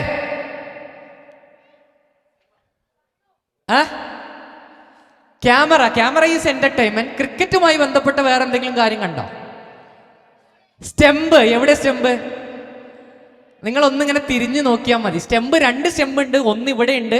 നിങ്ങൾ ഇങ്ങനെ ഒന്ന് തിരിഞ്ഞു നോക്കിക്കേ. ഇതൊരു സ്റ്റെമ്പാണ്, ഇത് 3 സ്റ്റെമ്പും, ഇതൊരു ബെയിലുമാണ്. ശ്രദ്ധിച്ചോ? സോ ഇതാണ് വേണ്ടത്, അറ്റൻഷൻ ടു ഡീറ്റെയിൽ. ഏതൊരു കാര്യം പഠിക്കുമ്പോഴും എത്രത്തോളം നിങ്ങൾക്ക് അറ്റൻഷൻ ടു ഡീറ്റെയിലേക്ക് പോകാൻ പറ്റും, അതാണ് രണ്ടാമത്തെ ഗ്രേറ്റ് ലേണറിന്റെ സ്കിൽ എന്ന് പറയുന്നത്. എത്രത്തോളം ഇപ്പൊ ഉള്ള എല്ലാവരുടെയും പ്രശ്നം എന്ന് പറയുന്നത് ഉമ്മമാരും ഉപ്പമാരും ഒക്കെ സഹായിച്ചു കൊടുക്കുന്ന ഒരു കാര്യമാണ്. വേണ്ടത് മാത്രം പഠിച്ചാൽ മതി. ക്യാപ്സൂൾ രൂപത്തിൽ ഇപ്പൊ ഇഷ്ടംപോലെ സാധനം കിട്ടും. സൈലം ഇറക്കുന്നുണ്ട്, എജുബോട്ട് ഇറക്കുന്നുണ്ട്, എല്ലാവരും ഇറക്കുന്നുണ്ട്. നിങ്ങൾക്ക് ഫുൾ NCERT ടെക്സ്റ്റ് ബുക്ക് 2 പേജിലാക്കി തരും. വേണമെങ്കിൽ കോപ്പിയും വെക്കാം, സുഖമാണ്. ഇതാണ് പ്രശ്നം. അപ്പോൾ എന്താ സംഭവിക്കുക? നമ്മുടെ ലേണിംഗ് സ്കില്ല് കുറയും. ഭൂരിഭാഗം പേരും മാർക്കിന് വേണ്ടിയിട്ടാണ് സ്കൂളിൽ പോകുന്നത്. അതുകൊണ്ടാണ് നിങ്ങൾക്ക് കൃത്യമായിട്ടൊരു ഉത്തരം ഇല്ലാത്തത്. അറ്റൻഡൻസ് ഇല്ലെങ്കിൽ എത്ര പേര് ഇവിടെ സ്കൂളിൽ പോവായിരുന്നു? ഇതാണ് പ്രശ്നം. അപ്പൊ നമ്മൾ എപ്പോഴും പഠിക്കുമ്പോൾ അറ്റൻഷൻ ടു ഡീറ്റെയിൽ ആയിരിക്കണം. മൂന്നാമത്തെ കാര്യത്തിലേക്കാണ് പോകുന്നത്. ഇത് ഇന്ത്യയിലെ സംസ്ഥാനങ്ങളുണ്ടല്ലോ, ഇന്ത്യയിലെ ഒരു സംസ്ഥാനത്തിന്റെ ലോഗോയാണിത്. ഏത് സംസ്ഥാനത്തിന്റെ ലോഗോയാണ് ഇത് എന്ന് നിങ്ങൾ പറയണം. ഇതിൽ ഒരുപാട് ക്ലൂസ് ഉണ്ട്. സൂര്യൻ ഉദിച്ചു വരുന്നുണ്ട്, ഇതൊരു ക്ലൂ ആണ്. സൂര്യൻ ഉദിച്ചു വരുന്നുണ്ട്. സോ ഒബ്വിയസ്ലി സൂര്യൻ എവിടെയായിരിക്കും ഉദിച്ചു വരിക, ഏതായിരിക്കും സംസ്ഥാനം എന്ന് നോക്കുക. ആരാ എവിടുന്നാണ് വിളിച്ചു പറയുന്നത്? ആരാ മോനാണ്? അരുണാചൽ പ്രദേശ്. വൈ അരുണാചൽ പ്രദേശ്? സൂര്യൻ ഉദിച്ചു വരുന്നത് കിഴക്കിലാണ്. സോ ഏറ്റവും ഈസ്റ്റിലുള്ള ആള് മലയോര പ്രദേശമാണ്. അരുണൻ എന്ന് പറഞ്ഞു കഴിഞ്ഞാൽ അരുണൻ എന്നൊക്കെ പറഞ്ഞാൽ സൂര്യനാണ്. Correct answer. കൊടുക്കുക കയ്യടി. Very good, super. കണ്ടോ, ഒരു ചോദ്യത്തിന് നമ്മൾ എത്ര രീതിയിൽ ക്രാക്ക് ചെയ്തു. അതായത് ഏറ്റവും കിഴക്ക് സൂര്യൻ ഉദിച്ചു വരണമെങ്കിൽ ഏറ്റവും കിഴക്കുള്ളതായിരിക്കും അരുണാചൽ പ്രദേശ്. അരുണൻ എന്ന് പറഞ്ഞാൽ സൂര്യനാണ്. ആജൽ. അപ്പൊ ആജൽ എന്താ? വാട്ട് ഈസ് ആജൽ? Arunachal Pradesh. What is ആജൽ? ആജൽ ഇവിടെ ഉണ്ട്, ഇതിന്റെ ഉള്ളിൽ കിടക്കുന്നുണ്ട് ആജൽ. എന്തായിരിക്കും ആജൽ എന്താ? പശു അല്ല, ആജൽ ഇതിന്റെ ഉള്ളിൽ കിടക്കുന്നുണ്ട്. എന്താണ് ആജൽ? മലയാണ് ആജൽ. അരുൺ ആജൽ എന്ന് പറഞ്ഞു കഴിഞ്ഞാൽ മല. അരുൺ എന്ന് പറഞ്ഞാൽ സൂര്യൻ, ആജൽ മല, പ്രദേശ് എന്ന് പറഞ്ഞാൽ പ്രദേശം. അപ്പൊ ഹിമാചൽ പ്രദേശ് എന്താന്ന് നിങ്ങൾക്ക് മനസ്സിലായിട്ടുണ്ടാവും. ഹിമം മഞ്ഞ്, ആജൽ മല, പ്രദേശ്. ഹിമാചൽ പ്രദേശ് പഠിച്ചു, ഹിന്ദിയും പഠിച്ചു. അപ്പൊ ഒരേ സാധനം നമുക്ക് ഒന്നിച്ചു പഠിക്കാം. ഇനി അത് മാത്രമല്ല, ഇതിൽ ഒരുപാട് സാധനം നിങ്ങൾക്ക് കാണാനുണ്ട്. ഇവിടെ കാണുന്നത് എന്താ? മലമുഴക്കി വേഴാമ്പൽ. ഇയാളെ വേറെ എവിടെയെങ്കിലും കണ്ടിട്ടുണ്ടോ മലമുഴക്കി വേഴാമ്പലിനെ? എന്താണ് മലമുഴക്കി വേഴാമ്പലിന്റെ പ്രത്യേകത? കേരളത്തിന്റെ ദേശീയ പക്ഷിയോ? സംസ്ഥാന പക്ഷിയാണ്. അപ്പൊ ഇതെന്തായിരിക്കും? അരുണാചൽ പ്രദേശിന്റെ എന്തായിരിക്കും ഇത്? അരുണാചൽ പ്രദേശിന്റെയും സംസ്ഥാന പക്ഷി. അപ്പോൾ ഒരു പുതിയ കാര്യം കൂടി പഠിച്ചില്ലേ? മലമുഴക്കി വേഴാമ്പൽ അരുണാചൽ പ്രദേശിന്റെയും സംസ്ഥാന പക്ഷിയാണ്. ഇനി ഒരു ചോദ്യം കൂടി ചോദിക്കാൻ സാധ്യതയുണ്ട്. എന്താ ചോദ്യം? ചോദിച്ചോ. എന്താ ചോദ്യം? ഇതാരാന്ന്? ഈ പോത്ത് ഏതാന്ന്? എന്നെ നോക്കിയിട്ടാണോ? ഏതാണ് ഈ പോത്ത് എന്ന്? ഈ പോത്ത് നിങ്ങൾ ഒരിക്കലും മറക്കൂല. ഞാൻ പറഞ്ഞുതരാം. ഈ പോത്തിന്റെ പേര് എൻ്റെ അനിയന്റെ പേരാണ്. അപ്പൊ എനിക്ക് വിളിക്കാനൊരു കാരണമായി. ഹേ പോത്തേന്ന് വിളിച്ചാലും പറയാലോ, നീ അരുണാചൽ പ്രദേശിന്റെ സംസ്ഥാന മൃഗമാണ് എന്ന് പറയാം. അപ്പൊ എൻ്റെ പേര് മൃദുൽ എന്നാണെങ്കിൽ എൻ്റെ അനിയന്റെ പേര് അല്ലെങ്കിൽ ഈ പോത്തിന്റെ പേര് എന്തായിരിക്കും? ചുമ്മാ ഗസ് ചെയ്തോ. എൻ്റെ പേര് മൃദുൽ, അപ്പൊ ഈ പോത്തിന്റെ പേര്, എൻ്റെ അനിയന്റെ പേര് എന്താവാനാണ് സാധ്യത? ചുമ്മാ പറഞ്ഞോ, ചുമ്മാ ഗസ് അടിച്ചോ. എൻ്റെ പേര് മൃദുൽ, അപ്പൊ എൻ്റെ അനിയന്റെ പേര് അതുൽ. അതുൽ ഓൾമോസ്റ്റ് അടുത്ത്. അതുൽ അല്ല, മൃദുൽ. മൃദുൽ ഋതുൽ. ഋതുൽ അല്ല. മിഥുൻ. Correct answer. ഇതിന്റെ പേര് വെരി ഗുഡ്. നല്ലൊരു കയ്യടി കൊടുക്കാം. അരുണാചൽ പ്രദേശിന്റെ സംസ്ഥാന ഭാഗത്തിന്റെ പേര് മിഥുൻ എന്നാണ്. അപ്പോൾ അനിയനെ വിളിക്കുന്നതിൽ തെറ്റൊന്നുമില്ല എന്ന് മനസ്സിലായില്ലേ മക്കളെ? കണ്ടോ നിങ്ങൾ എത്ര ഫണ്ണായിട്ടാണ് പഠിച്ചത്? ആക്ച്വലി ഇതിന്റെ റീസൺ എന്ന് പറയുന്നത് നിങ്ങൾ പഠിക്കുന്ന കാര്യം മെക്കാനിക്കലായി പോയി. ഞാനിവിടെ പഠിച്ചത് നിങ്ങളുടെ ക്യൂരിയോസിറ്റിയെ എക്സ്പ്ലോയിറ്റ് ചെയ്തുകൊണ്ടാണ്. അപ്പോ ഞാൻ പറയുന്ന കാര്യം എന്ന് പറയുന്നത്, ഏതൊരു കാര്യം പഠിക്കുമ്പോഴും നിങ്ങൾക്ക് വേണ്ട കാര്യം എന്ന് പറയുന്നത് you should ask questions. Why, what എന്നുള്ള ചോദ്യങ്ങൾ ചോദിക്കണം. ഞാൻ പറയട്ടെ, ഞാൻ ചെറുപ്പകാലത്ത് എൻ്റെ അച്ഛനെ ഏറ്റവും കൂടുതൽ ബുദ്ധിമുട്ടിച്ചിട്ടുള്ള, അല്ലെങ്കിൽ അമ്മയെ ഏറ്റവും കൂടുതൽ ബുദ്ധിമുട്ടിച്ചിട്ടുള്ള ആളാണ് ചോദ്യം ചോദിച്ചുകൊണ്ട്. അവർ പ്രാഗിയതാണെന്ന് തോന്നുന്നു. അപ്പോൾ ചോദ്യം ചോദിച്ചുകൊണ്ട് നടക്കുകയാണ്. ക്വിസ് മാസ്റ്ററാണ്, എന്താ ചെയ്യാല്ലേ? അപ്പോൾ ചെറുപ്പകാലത്ത് ഞാൻ ചോദിച്ച ചില ചോദ്യങ്ങൾ നിങ്ങളോട് ചോദിക്കാം. ഇങ്ങനെയുള്ള കുരുത്തം കെട്ട ചോദ്യങ്ങൾ ആരെങ്കിലും ചോദിച്ചിട്ടുണ്ടോ നോക്കാം. ഇതെന്താ സാധനം? ഇത് തിയേറ്റർ ആണ് അല്ലേ? എന്താ തിയേറ്റർ എന്ന് പറഞ്ഞ വാക്കിന്റെ അർത്ഥം ആർക്കെങ്കിലും അറിയോ? തിയേറ്റർ എന്ന വാക്കിന്റെ അർത്ഥം എന്താണ്? ഡ്രാമ തിയേറ്റർ, സിനിമ തിയേറ്റർ എന്നൊക്കെ പറയും. സംശയമൊന്നുമില്ല, കാണുന്ന സ്ഥലം. സിനിമ തിയേറ്റർ, സിനിമ കാണുന്ന സ്ഥലം.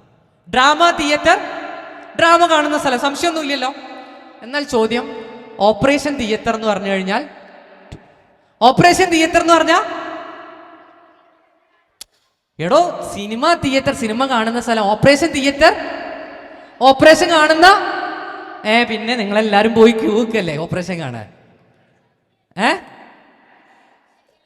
ഓപ്പറേഷൻ ചെയ്യുന്ന സ്ഥലം. പിന്നെ എന്തുകൊണ്ടാണ് ആ പേര് കിട്ടിയത്?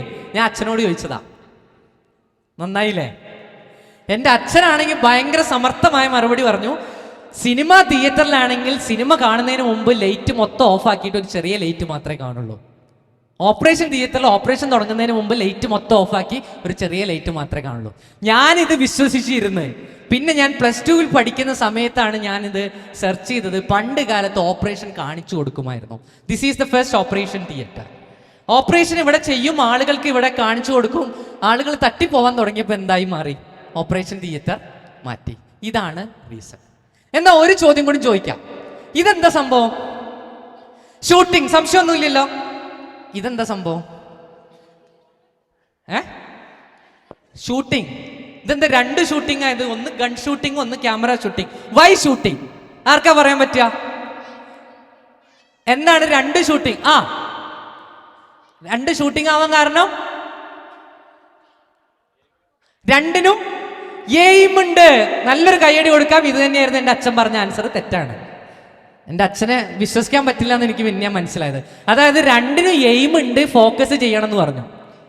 പിന്നെയാണ് ഞാനിത് റിസർച്ച് ചെയ്തപ്പോൾ മനസ്സിലായത്, ഫസ്റ്റ് ടൈമിൽ ക്യാമറ ഉണ്ടാക്കിയത് ഗൺ അൾട്ടർ ചെയ്തുകൊണ്ടായിരുന്നു.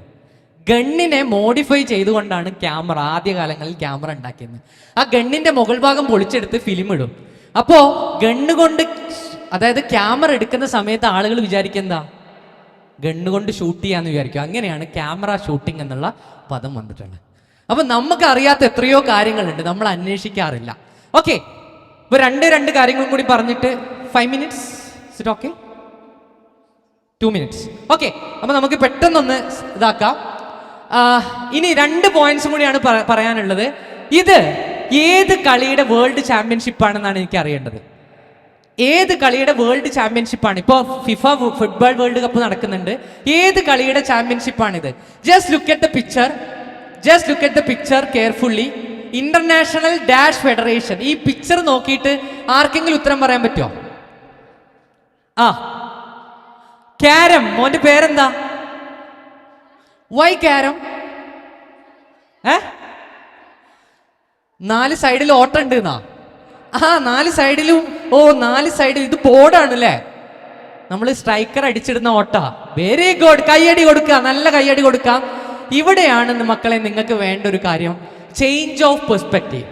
ചില പ്രശ്നങ്ങളെ നിങ്ങൾ കാണേണ്ടത് തിരിഞ്ഞും മറിഞ്ഞു നോക്കിക്കഴിഞ്ഞാലായിരിക്കും ഉത്തരം കിട്ടുക. നേരെ നോക്കിക്കഴിഞ്ഞാൽ ഉത്തരം കിട്ടില്ല. ഇവിടെ ഈ ചോദ്യം കാണേണ്ടത് നേരെ തിരിഞ്ഞു നിന്നിട്ടായിരുന്നു. അപ്പോൾ നിങ്ങൾ എത്രത്തോളം വ്യത്യസ്തമായി ചിന്തിക്കുന്നു എന്നുള്ളതാണ് നിങ്ങളെ ഒരു ഗ്രേറ്റ് ലേണറാക്കി മാറ്റുന്നത്. എല്ലാവരും കാണുന്ന ഒരു പ്രശ്നത്തെ വേറെ രീതിയിൽ കാണാൻ പഠിക്കുക. ലാസ്റ്റ് പോയിന്റ്, 5ാമത്തെ ട്രിക്കാണ് പറയുന്നത്. യെസ്, ഇത് നമ്മൾ നിത്യജീവിതത്തിൽ ഉപയോഗിക്കുന്ന ഒരു കാര്യമാണ്. ഈ കാര്യം ഡിസൈൻ ചെയ്തിരിക്കുന്നത് ഗോ എന്ന് പറയുന്ന ഒരു ജപ്പാനീസ് ബോർഡ് ഗെയിമിൽ നിന്നാണ്.